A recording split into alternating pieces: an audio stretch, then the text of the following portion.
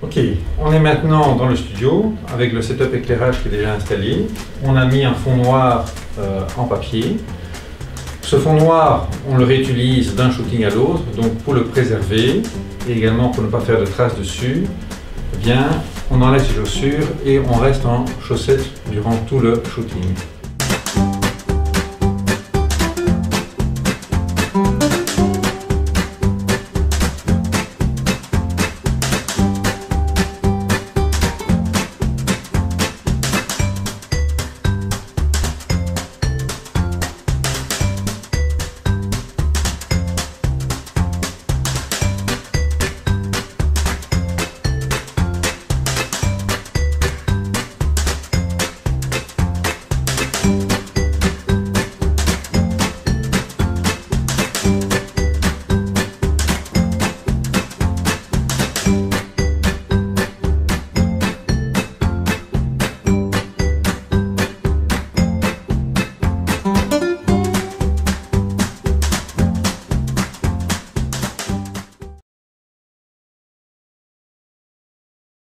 Bonjour à tous, pour le shooting studio d'aujourd'hui, j'ai amené le matériel suivant, mes deux boîtiers,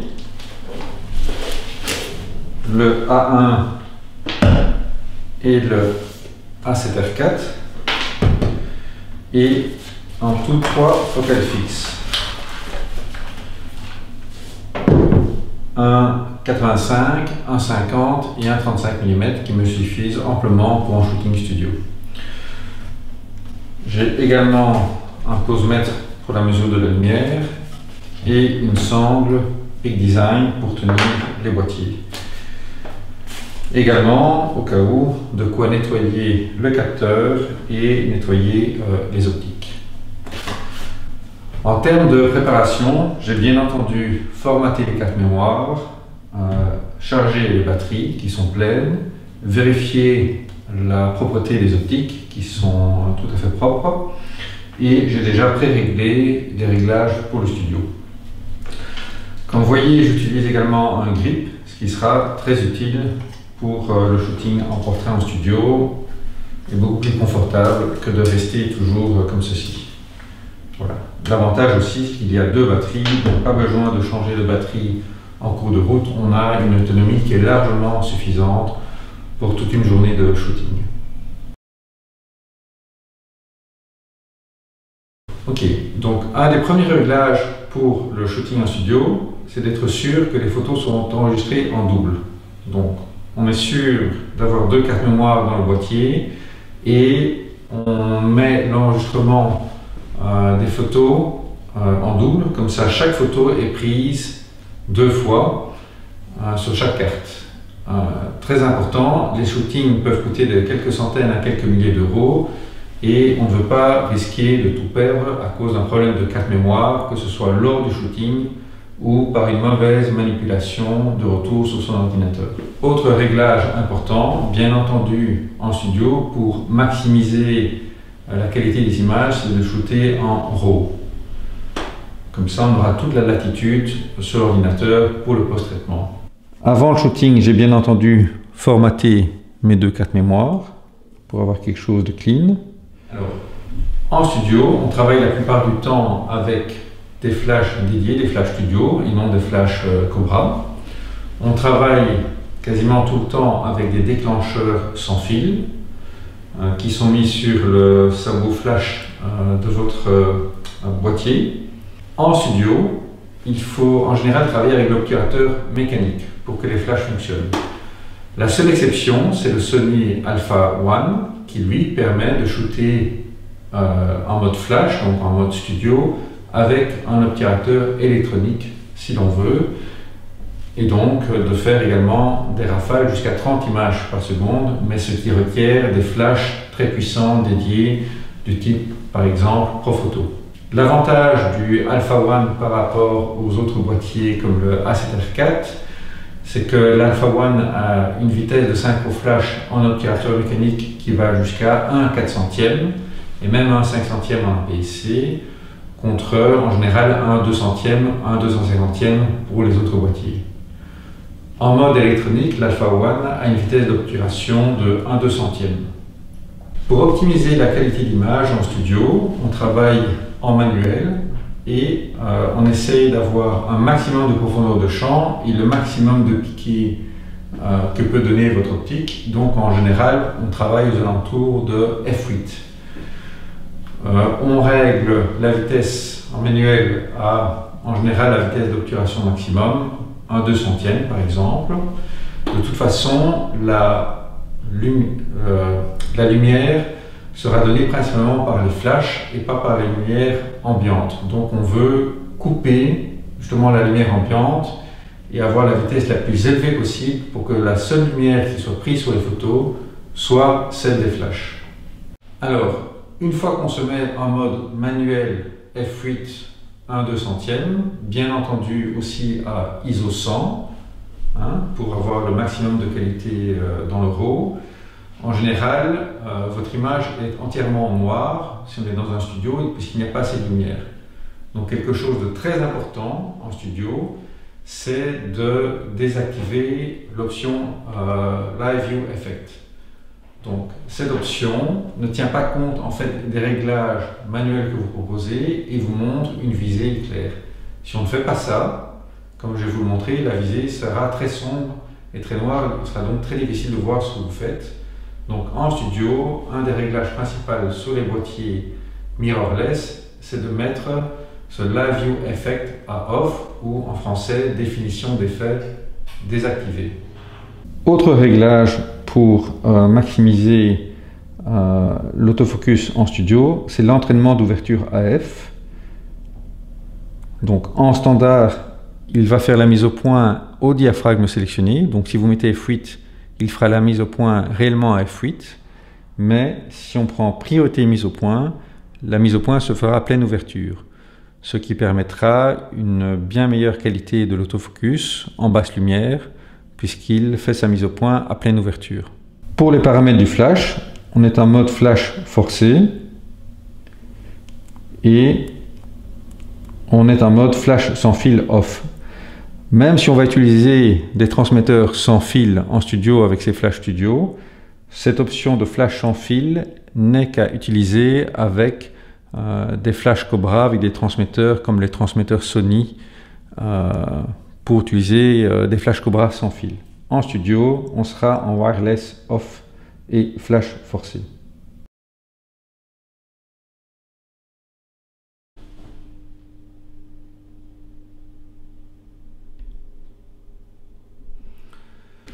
En studio, si vous avez pris les services d'un modèle, il est important d'établir un contrat avec ce modèle. Le contrat va préciser les conditions d'utilisation de vos photos.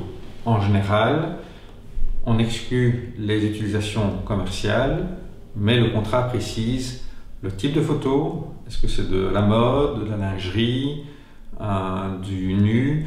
Est-ce que c'est un shooting food ou autre? Donc on précise les conditions d'utilisation, le lieu, et pour l'utilisation des photos, on précisera par exemple utilisation pour des concours, utilisation sur votre site internet, sur Facebook, sur Flickr. Donc on doit lister toutes les conditions d'utilisation pour qu'il n'y ait aucun malentendu avec le modèle une fois que la session aura été finie et les photos seront utilisées. Certains modèles utilisent un pseudo et donc les conditions quels nom utiliser quand on mentionnera le modèle seront également à préciser dans ce contrat. Le contrat doit être signé par les deux parties et de préférence également un témoin pour s'assurer qu'il n'y ait aucune ambiguïté et que toutes ces règles aient été respectées. Pour ma part, j'utilise une application sur smartphone qui s'appelle Easy Release, qui me permet de gérer ma série de contrats, de renseigner les conditions de prise de vue, les coordonnées du modèle et ainsi d'avoir quelque chose de rapide, léger, sans devoir traîner des papiers avec moi. Pour faciliter la préparation du shooting, il est recommandé de préparer des moodboards, donc des images d'exemple. Ces images d'exemple seront utiles à la fois pour préparer le matériel, quel type de vêtements on veut amener, quel type d'accessoires, mais également pour donner une idée de l'ambiance que l'on veut créer, du type de pose, etc. Aujourd'hui, nous allons faire un shooting grossesse et donc j'ai préparé une série d'images d'exemple qui sont une inspiration sur le type d'ambiance que l'on veut éventuellement recréer. Ces moodboards ne sont pas obligatoires, mais c'est une aide précieuse dans la préparation du shooting et dans le dialogue avec le modèle. Bien entendu, les moodboards ne sont pas là pour être copiés exactement. Le but n'est pas de répliquer une image que vous avez vue, puisqu'il faut rester original dans votre création photo.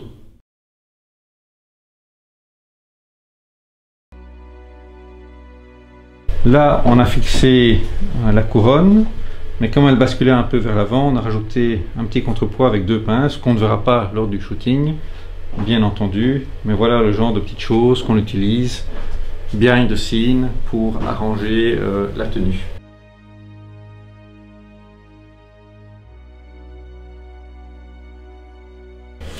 Donc voici les déclencheurs sans fil.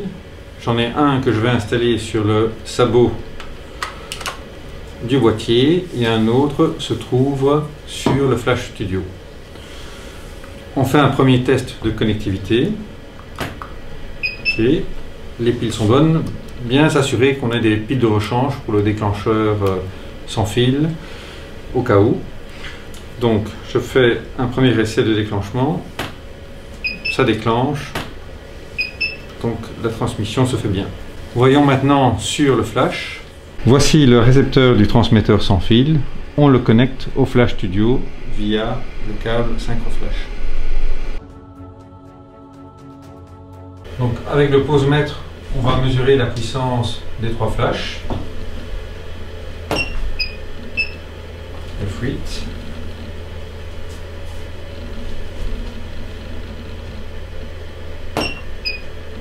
Pareil, ici.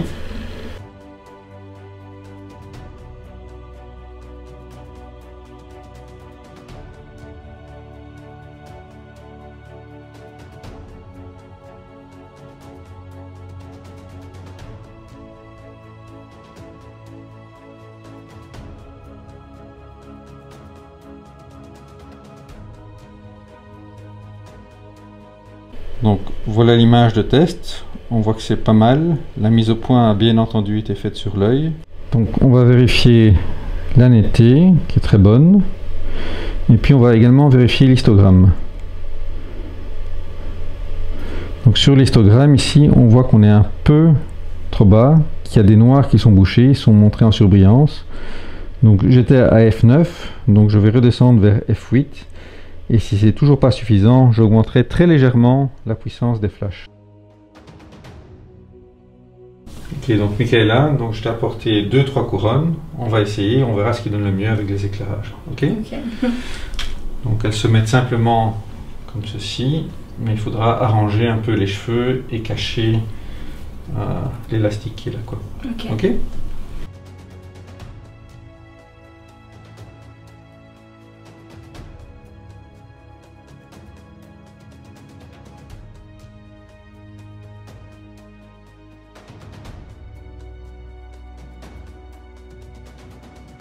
Donc là, on vient d'installer la deuxième couronne.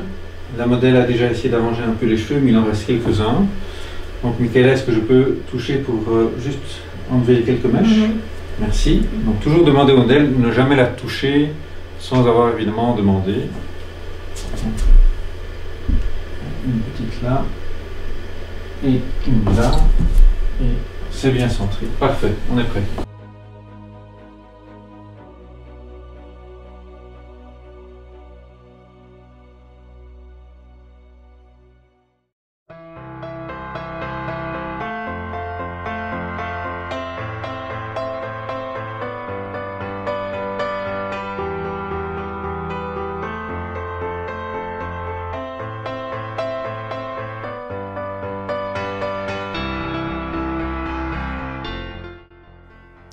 Pour le confort de votre modèle, il est important de prévoir dans le studio un endroit où elle pourra se préparer, se maquiller, changer de tenue et se reposer entre deux pauses.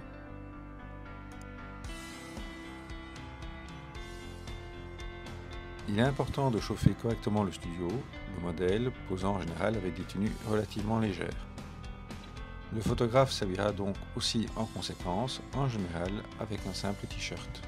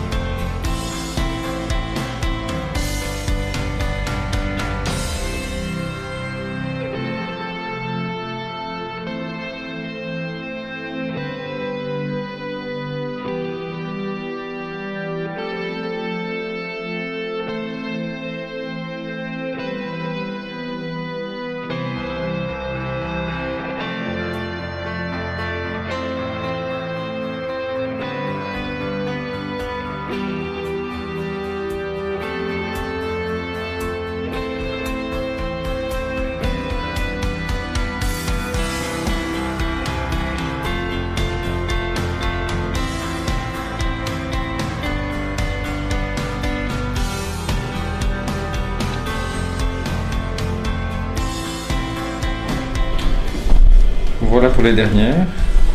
Ça va très bien, je crois.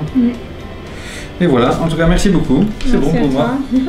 À la prochaine. À la prochaine.